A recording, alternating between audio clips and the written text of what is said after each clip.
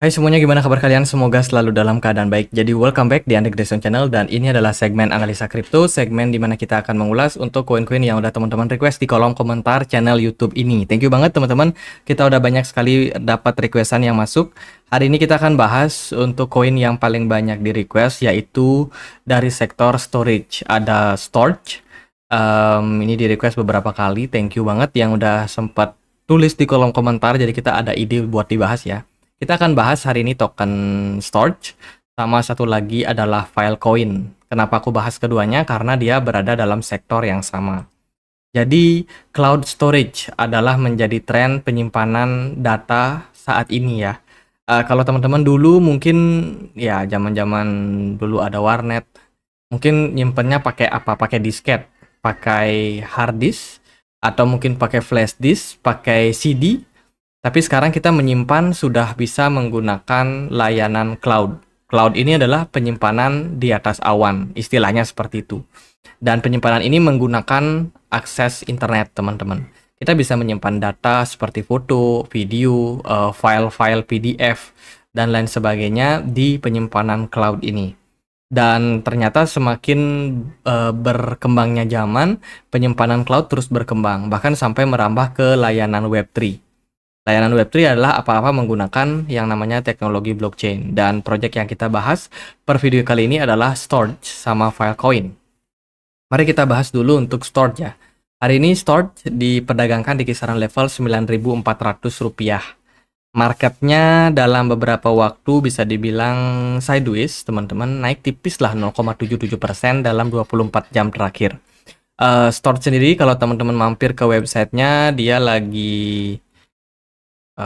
ya ini sih projectnya teman-teman, Global Cloud Storage ya. Ada beberapa project yang mereka sedang kembangkan, dan saat ini untuk project-project cloud ini bisa dibilang memiliki biaya penyimpanan langganan ya. Jadi kalau teman-teman menyimpan data kalian di Storj itu akan kena biaya teman-teman per periode gitu, dan diklaim harga penyimpanannya cenderung lebih murah dibandingkan kalau kita menyimpan di tempat yang lain. Mungkin seperti Google Cloud yang terbatas ya kan, ada juga iCloud yang kita juga harus berlangganan dan lain sebagainya teman-teman. Jadi keunggulannya dia performanya baik, kemudian security-nya kuat, sustainability-nya juga, ketahan lamaan project ini akan terus ada sampai masa depan teman-teman, dan juga kompatibel dengan banyak sekali project-project lainnya. Nah, kalau kita lihat dari beberapa narasi di Twitter, mereka sebenarnya ada banyak sekali posting terkait dengan partnership yang mereka lakukan atau kerjasama-kerjasama dengan proyek lain yang mereka lakukan. Salah satunya mereka bekerja sama dengan salah satu perusahaan yang berhubungan sama foto yang namanya Photo Plus. Ini semacam library gitu, di mana kita bisa melakukan uploading, sharing, bahkan edit-edit sedikit teman-teman untuk foto-foto yang kita punya. Ya, kita bisa menggunakan layanan Photo Plus ini tentunya untuk meningkatkan pengalaman kita dalam ya membuat semacam album gitu ya, teman-teman. Dan mereka kebetulan bekerja sama project dari Storj, teman-teman, untuk layanan penyimpanannya. Jadi Photo Plus ini berfungsi sebagai galerinya, dan penyimpanannya itu pakai Storj. Ini mereka baru aja kerjasama, dan tentunya dengan adanya fitur tambahan ini itu bisa banget teman-teman menjadi salah satu nilai plus untuk project Storj. Selain itu, Storj juga bisa dibilang terus melakukan peningkatan terkait dengan fasilitas yang mereka punya. Mereka menjalin kemitraan dengan Gibi Lab. Ini yang punya project bernama Nebula ya teman-teman. Telah memberikan tulang punggung yang tangguh untuk menangani file media bahkan terbesar sekalipun, mendukung peningkatan perluasan kemampuan Nebula dan menciptakan alur kerja solusi media yang lancar di mana saja. Ini mereka ada kerjasama juga. Kemudian mereka juga ada integrasi, teman-teman, introduce revolutioning cloud storage. Mereka ada kerjasama sama Select. Select ini adalah salah satu perusahaan yang bergerak di bidang keamanan. Jadi kita tahu selain memang masalah daripada internet adalah keamanan ya, ada banyak hacker, yang suka membobol teman-teman data-data privasi, dan mereka sekarang lagi coba untuk meningkatkan keamanan daripada penyimpanan yang mereka punya, kayak keamanan dari data storage mereka, dan menggait salah satu perusahaan yang memang bergerak di bidang keamanan cyber security, teman-teman. Jadi ini bisa menjadi salah satu integrasi yang bagus juga untuk storage. Itu sih teman-teman, kalau kita perhatikan dari supply koinnya atau tokennya, storage supply totalnya ada di 425 juta storage, sementara yang beredar sekitar 398 juta storage. Untuk pasarnya sendiri, dia sudah listing di banyak exchange seperti Binance, HTX atau Huobi Global, Get.io, kemudian Coinbase, Upbit, BingX, dan kawan-kawan. Jadi untuk likuidasi nggak ada masalah. Dari posisinya, storage ini ada di peringkat 183 di CMC. Kalau kita lihat dari price action ya, kita sedikit review dulu. Pergerakan Bitcoin saat ini berada di sekitar area 43.000. Ya, naik turun sih belakangan di level tersebut, tapi overall ini pergerakannya cukup sideways aja dari market Bitcoinnya. Sementara BTC Dominance masih menunjukkan tren pelemahan, sehingga altcoin nampaknya agak sedikit ada volume naik, teman-teman, atau pergerakan naik. Kalau kita perhatikan dari price action ya, untuk storage itu sempat mengalami tren kenaikan ini di bulan Agustus 2023 sampai puncaknya di kisaran Desember awal ya, di tanggal 18, teman-teman. Itu sempat peak di kisaran area 1,2 dolar ya, sebelum akhirnya dia terkoreksi cukup dalam sampai 4 minggu berturut-turut, dan sekarang pergerakannya ketahan di MA 100. Menurut saya untuk posisi support sekarang ya cukup make sense sih untuk storage. Namun secara teknikal pergerakan dari storage ini tidak didukung sama volume yang bagus sama smart money juga, teman-teman. Jadi menurut saya untuk storage masih cukup rawan ya. Untuk level support terdekat storage itu ada di kisaran 0,55. Dia udah turun cukup dalam ya. Kalau kita ukur sudah sekitar 55% loh turunnya, terhitung sejak 20 Desember sampai 12 Januari. Jadi udah lumayan diskon, teman-teman, sebenarnya. Apakah ini bisa menjadi indikasi positif atau enggak? Ya, saya rasa area support sekarang masih cukup rawan. Cuma area support ini masih cukup kuat juga, teman-teman. Ada di kisaran 0,53 yang teman-teman bisa pertimbangkan, let's say kalau ada planning untuk masuk. Apalagi kalau dia bisa diskon turun di bawah level tersebut, itu bakalan cukup menarik juga untuk teman-teman yang ada planning untuk melakukan akumulasi pada storage ke depannya. Jadi menurut saya untuk sekarang, ya kondisi market sedang koreksi, manfaatkanlah untuk cari posisi di mana yang ideal buat teman-teman melakukan pembelian. Menurut saya sih kalau bisa dapat di harga 0, di bawah ya, di bawah 0,53 itu cukup ideal kalau teman-teman pengen untuk baru masuk ke storage. Tapi kalau buat yang mungkin udah sangkut, ya tunggu aja sih. Kita masih dalam 2024, semoga bull run ini kita bisa sama-sama exit dalam kondisi profit. Itu paling buat storage. Sekarang kita akan bahas untuk Filecoin, atau nama koinnya adalah Fil. Filecoin hari ini diperdagangkan di kisaran level 92.000 rupiah, teman-teman. Jadi lumayan tinggi, lebih mahal harganya untuk Filecoin. Ya iyalah, karena dia punya market cap yang lebih besar, posisinya di 32 di CMC, dengan supply yang beredar jauh lebih banyak ya, teman-teman. Itu sekitar 496 juta Filecoin dengan total supply-nya ada di 1,9 billion atau 1,9 miliar. Filecoin kurang lebih projectnya sama juga, dia adalah decentralized storage network, penyimpanan menggunakan ya internet juga, teman-teman, menggunakan cloud juga, dan menggunakan teknologi blockchain tentunya. Proyek-proyek terbaru yang mereka sedang bangun adalah tentang Swan Network. Swan Network ini terdiri dengan beberapa proyek lain yang juga terintegrasi. Ada multi-chain storage, Filecoin, IPFS, dan juga MetaArk.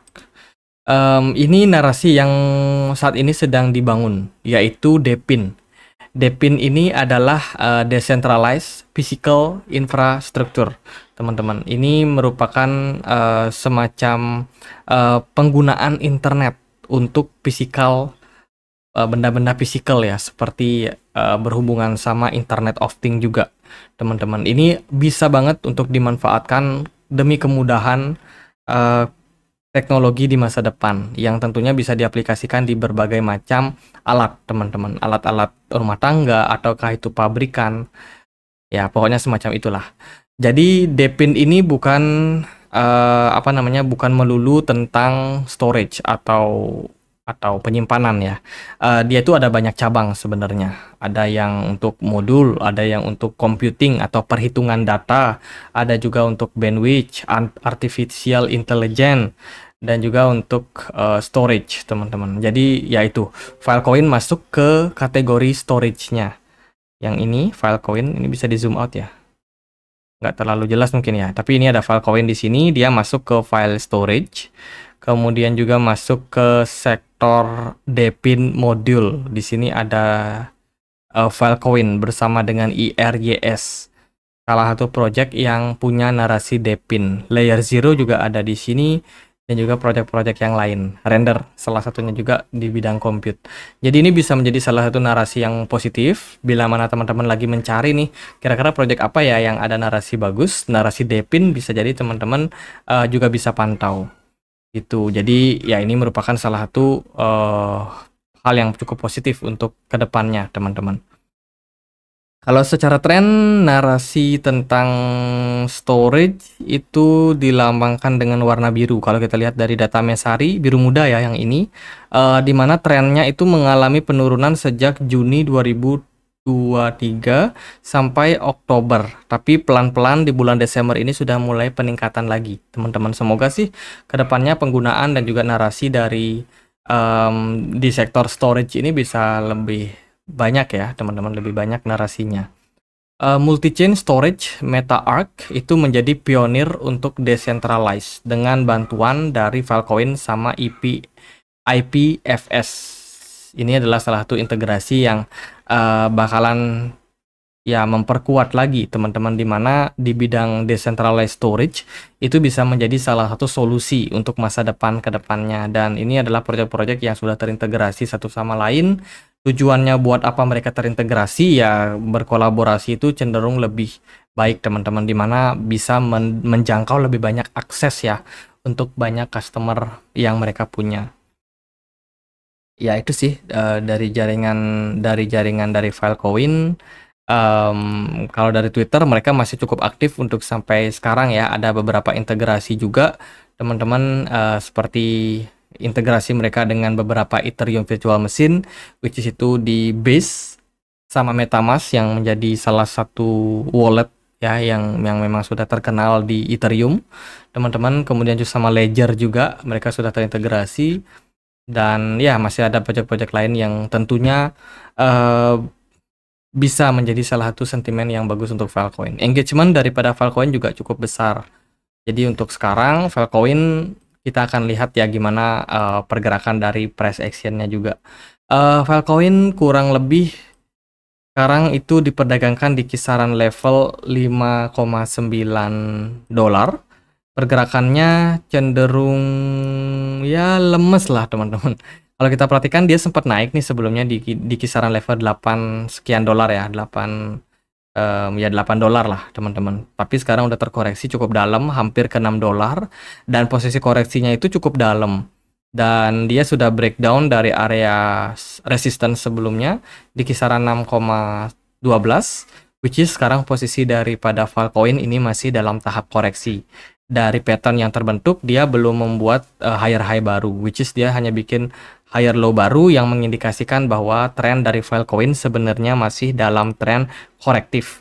Ini kita coba tarik garis dari sini, teman-teman. Kita bisa melihat bahwa Filecoin ini kecenderungannya masih dalam tren yang menurun, teman-teman. Jadi belum begitu kuat untuk kenaikan, teman-teman. Dari volume perdagangan sebenarnya terus mengalami penurunan dengan smart money yang stabil di posisi tengah, yang berarti smart money-nya masih tetap ada pada Filecoin, cuman nggak banyak-banyak amat. Kalau dari time frame yang lebih kecil, pergerakan dari Filecoin cenderung sideways dalam beberapa waktu. Saya rasa tren masih akan didominasi oleh Bitcoin. Ya, Bitcoin punya peran yang sangat penting, teman-teman. Untuk sekarang, altcoin memang ada sedikit-sedikit kenaikan, cuman menurut saya masih belum cukup kuat trennya untuk sekarang. Jadi, masih ada kemungkinan untuk koreksi lanjutan untuk Filecoin. Bila mana terjadi koreksi, teman-teman boleh pantau dia di area MA 100 yang kita pakai dengan garis biru ini, teman-teman. Indikasinya sekarang ada di kisaran level 5 dolar. Jadi let's say kalau harga dari Filecoin ada crash, ada drop, teman-teman boleh pantau dia di kisaran 5 dolar. Mungkin teman-teman bisa akumulasi di area-area tersebut ya. Kalau dia bisa diskon turun ke 4,7, itu juga jauh lebih bagus, teman-teman. Dapat harga yang lebih murah. Itu sih, apakah Filecoin nanti bisa kembali all time high atau dia justru mengalami kenaikan yang biasa-biasa aja? Jawabannya ya tergantung dari tren. Tapi kalau teman-teman perhatikan pergerakan dari Filecoin ini sebenarnya mengindikasikan indikasi-indikasi bullish. Dia ada ada pattern yang belum komplit terbentuknya, tapi ada potensi terjadi, yaitu pola Adam and Eve pattern. Ini adalah pola yang terdiri dari satu segitiga dan juga setengah lingkaran. Kalau teman-teman perhatikan, pergerakan dari Filecoin ini kecenderungannya lebih mengarah ke itu ya. Ini adalah pola Adam and Eve yang belum terkonfirmasi. Jadi let's say kalau dapat harga sekarang, itu masih akan cukup menarik untuk kedepannya. Area resistance-nya itu ada di kisaran 9,2 dolar. Ya, bila mana Filecoin nanti siapa tahu ya trennya masih bakalan lanjut naik dalam jangka waktu pendek, dan ketika dia sudah berhasil breakout area 9 dolar, maka kita mungkin akan bisa melihat potensi yang lebih besar pada keuntungan dari Filecoin. Untuk targetnya gampang aja, tarik dari sini dan cek dia di fase ketika dia breakout. Nah, kurang lebih kayak gini, maka kita akan menemukan area target terdekat untuk Filecoin dalam jangka waktu menengah, yaitu di kisaran 31 dolar. Area tersebut berarti, ini ya kurang lebih targetnya. Area tersebut itu kurang lebih peningkatannya sebanyak 244%, teman-teman. Hopefully bisa tercapai ya pada next bull run. Jadi kalau teman-teman ada yang mungkin udah lama nyangkut, saya rasa kalau menunggu all time high mungkin aja tercapai, tapi mungkin juga tidak. Yang lebih baik ya akumulasi ketika pergerakannya memang sudah menunjukkan indikasi-indikasi bullish yang kuat. Jadi paling gitu aja buat update kedua project ini. Semoga videonya bisa bermanfaat. Bila mana ada pertanyaan lain, ada koin lain buat dibahas, kalian bisa banget tulis di kolom komentar channel YouTube ini. Kita juga ada komunitas diskusi di Telegram, tempat aku untuk update berita-berita terbaru di pasar kripto. Buat teman-teman yang mau join, linknya ada di kolom deskripsi video ini. Jadi gitu aja, semoga bisa bermanfaat. Akhir kata saya Andri, makasih.